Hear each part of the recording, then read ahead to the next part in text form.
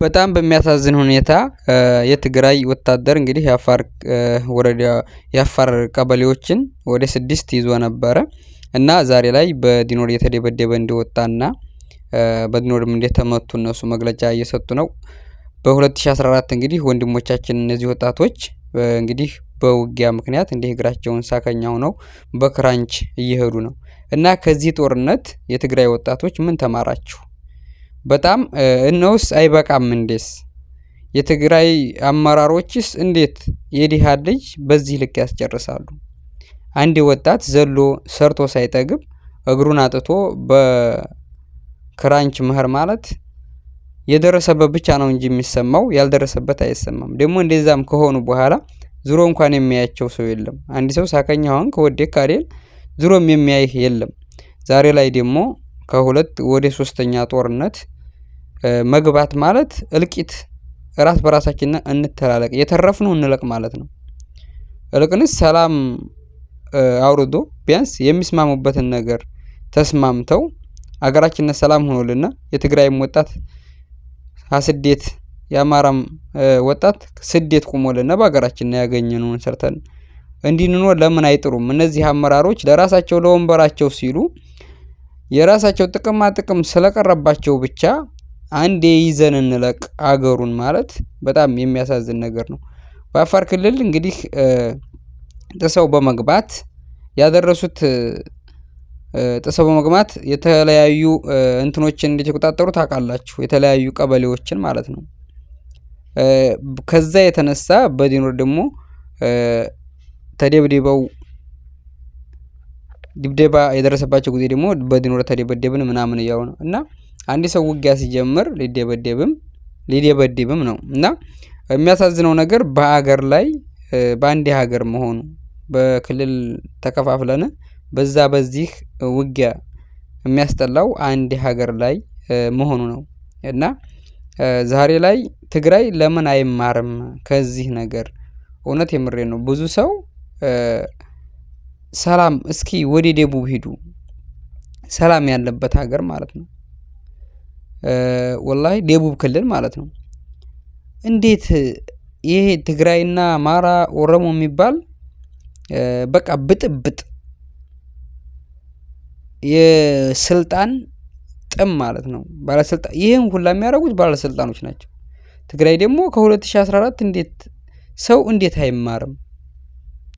ብዙ ወጣቶችን ብዙ እህቶቻችንን ብዙ እልቂት ብዙ ገንዘብ ይወደመበት ብዙ ሳከኛ የሆነበት ከዛ እንዴት ሰው አይማርም? ሸበካ ተዘግቶ እልቂት ስንት ወንድም አልቆ ከዛ ሰው እንዴት አይማርም? ከዛ ሳይማር አሁን ሁለተኛ እንደገና 3ኛ ጦርነት። እውነት ከዛ ተማሩ። አሁን ላይ ኢትዮጵያ በራሷ አቅም ዲኖር እያመረተኝ በራሷ እየታጠቀኝ ድሮ በገንዘብ እንኳን እያመጡ ሲዋጉ የነበሩት እንግዲህ ባለስልጣን ተብዮ ብልጽግና አሁን ላይ ግን በራሱ እያመረተ እንዴት ዝም ብሎ ያየናል ማለት በጣም እኔ አይምሮ ዝግ ካልሆነ በቀር አሁን እንግዲህ በ2 ቀን አፋር ክልል ገቡ ተባለ። በዲኖር ዲብን አድርጎ ቦዲ ያሉበት እየተመለሱ የሚል መረጃ ነው እንግዲህ እየወጣ ላይ ያለው ማለት ነው። እኔ የሚያሳዝነኝ ነገር የዲሃ ላይ አንዲት ምንም የማታቀናት ገጠር እንጨት ሽጣ ያሳደገው ልጅ በዲኖር ረር ብሎ ሲቀር በጣም ነው የሚያሳዝነው። እኔ ትግራይ በሉት አማራ በሉት ኦሮሞ በሉት ሁሉም ወንድሞቻችን ናቸው። የተለያየ አነጋገራችንና የተለያየ ነገር ሊያለያየን ይችላል። እኔ አማራ ነኝ፣ እሱ ትግራይ ነው፣ ኦሮሞ ነው፣ ግን ኢትዮጵያዊ ነን ሁላችንም። በኢትዮጵያዊነታችን ደግሞ ማንም ሰው መደራደርና መጠራጠር ማንም የለበትም። ሁሉም ሰው ማለት ነው በኢትዮጵያነቱ ያምናል። ያው በአንዳንድ በማያጋጥም እና ከዚህ ተምሮ ሰው ለለውጥና ለተለያየ ነገር እንዴት አይጥርም? ሰው ለውጊያ ስንት አመት ውጊያ ስንት ወንድምና ስንት እህት ነው የሚያልቀው? በጣም ያሳዝናል። የሀገራችን ጉዳይ በተለይ የባለስልጣኖች ማለት ነው ግዴታ የራሳቸው የሚፈልጉት ነገር ብቻ አልሆነላቸው ወደ ውጊያ አማራጭ አድርገው የሚያው በጣም የሚያሳዝን ነገር ነው። ምን በወጣቸው ነው የትግራይስ ወጣቶች በዚህ ልክ የሚያልቁት?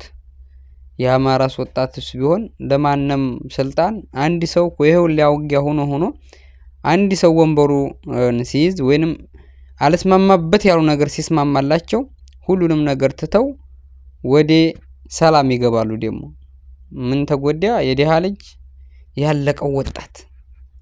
ለተለያየ ሀገር እኮ ውጊያ ቢሆን በጣም ደስ ይላል፣ ግን እስበሱ መጨራረስ ደግሞ በጣም ያሳዝናል። አንተ አማራ፣ አንተ ትግሬ እየተባባልን ሁላችንም ራስ በራሳችን አንተ አፋር እየተባባልን መጨራረስ ያሳዝናል እንጂ ወይንም ጀግና ወይንም ጎበዝ አያስብልም። ምክንያቱም ሁላችንም ኢትዮጵያዊ ስለሆን ድረስ ማለት ነው። በጣም ነው ግርም የሚለው። አሁን ኢትዮጵያዊ ለመሆን አባይ ግድብ አልቆ ሲመረቅ ሁሉም ሆ ብሎ አስመርቆታል በደስታ ማለት ነው። በየክልሉ በየራሱ ቋንቋ ማለት ነው። አንድነት የሚያሳየው ከዚህ ላይ ነው እንጂ ሁሉም የፈለገውን የሚናገርበት ሁሉም የተለያየ ነገር የሚያናግርበት ነገር አይደለም። ብቻ ለማንኛውም ሀገራችንን ሰላም ያርግልና የትግራይንም ክልል የሚያልቁ ወንድሞቻችንን በቃ ይበላቸው። እሱ እንደዚህ ከስልጣን ጥም ካላቸው ሰዎች ፈጣሪ ይጠብቃቸው። እውነት የምሬን ነው። በጣም ያሳዝናል።